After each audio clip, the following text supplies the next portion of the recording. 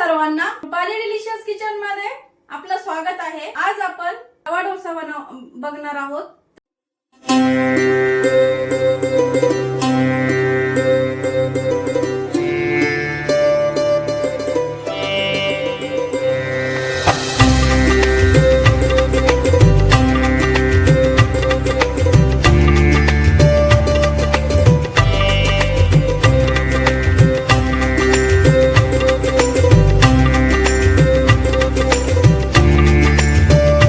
Instant रवा डोसा आणि चटणीची recipe मला कशी वाटली मला कमेंट करून नक्की सांगा आणि रेसिपी नक्की ट्राय करा।